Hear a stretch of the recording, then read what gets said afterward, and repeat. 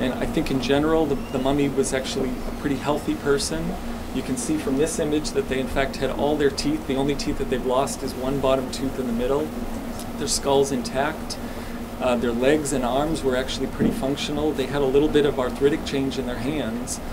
Probably the most significant finding for the museum, the mummy had a very severe scoliosis, which is a curvature of the spine.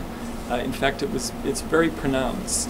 And in fact, the way the mummy was preserved, almost the entire spine was crushed together, and then the spine and the ribs that were broken were packed inside the body cavity.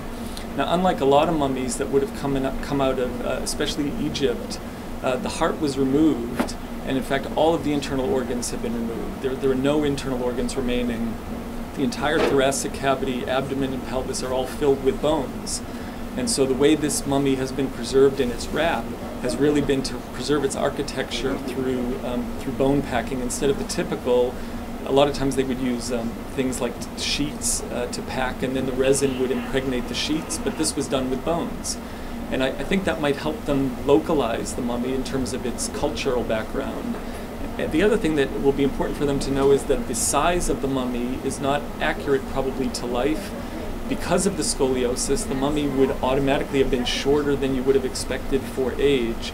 And then on top of that, the fact that all of the bones and the spine have been crushed together would in fact make it even shorter.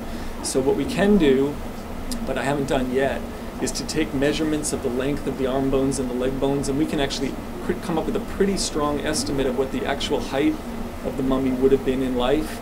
There have been a lot of publications that we actually use in patients nowadays to estimate their height for things like medication doses using bone length. So we'll be able to apply those kinds of charts and give an estimated life height, as well as the fact that there were no internal organs left behind, the heart has been removed, the internal cavities have been packed with bone structures, and the scoliosis, I think, are all important